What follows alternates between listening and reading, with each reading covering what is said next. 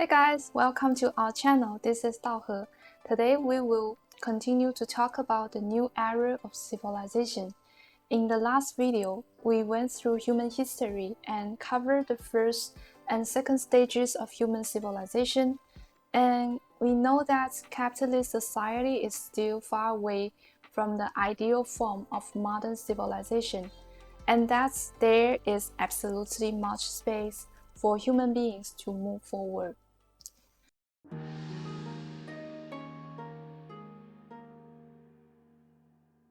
I watched this video the other day that discussed what would happen if artificial intelligence replaced most of the current jobs.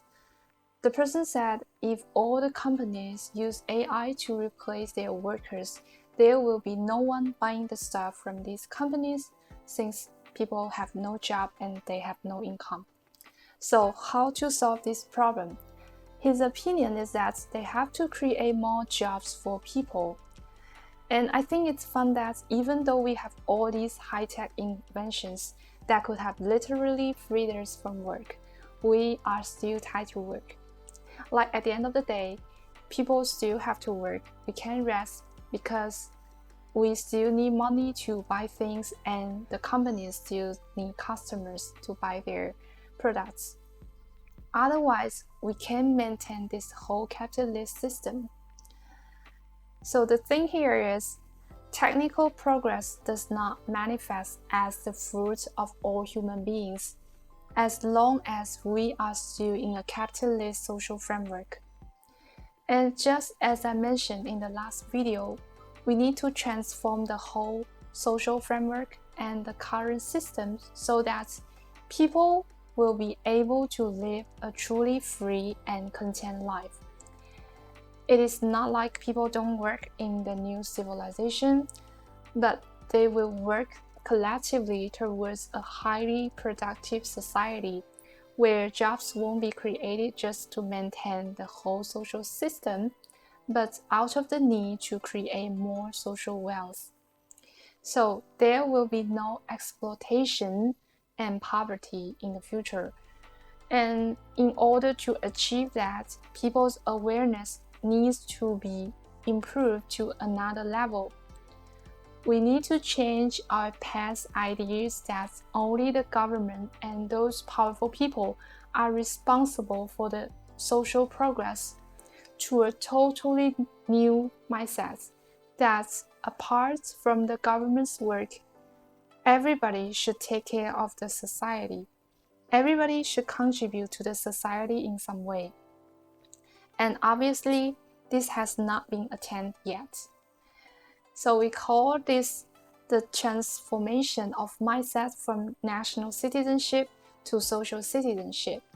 Then we will be able to prepare to transition to the third stage of human civilization, which is a new era where everyone is able to make their utmost and live a quality life. I think this kind of society is what we all wish for. I watched a video before. A Chinese girl who is currently studying in France shared a story about her encounter with a local old lady. When she first met this old lady, she just arrived at the city and she couldn't find the bus back. And this old lady helped her out. A few weeks later, she met this old lady again, but she found out that this lady didn't have an apartment to live in and not a job either. In the end, she made the decision to assist this lady to find a job and a place to live. Although this girl was not a French citizen, what she did exactly shows what a social citizen is supposed to do. When people have this mindset of social citizenship, they naturally consider the well-being of other people and the community as their own responsibility. Taking elderly care as an example, it is the fundamental duty of the government to provide basic support for senior citizens, which is entailed as national citizenship. However, to truly enable elderly individuals to live and age with dignity, it actually requires the collective efforts of all the social citizens, as well as enterprises, and as responsible members of the society. Everyone should willingly step forward and offer various assistance to the elderly living in communities. Once this becomes a common sense, it will make the life of elderly people much easier and the society a better place. This kind of collective efforts of citizens demonstrates love, humanity, and the spirit of civilization. Once we are able to shift our consciousness from the level of national citizenship to the level of social citizenship, profound changes will take place in various aspects of a society, including politics, economy, and our social welfare systems. Now I want to further talk about the difference between national citizenship and social citizenship. Here I want to take a recent example. On October the 7th, 2023, after Hamas' attack on Israel, a coalition of more than 30 student groups in Harvard University posted an open letter accusing Israel of holding entire responsibility for the violence that killed hundreds of innocent civilians. The students' actions shows their awareness of national citizenship because they were exercising their right to free speech, right?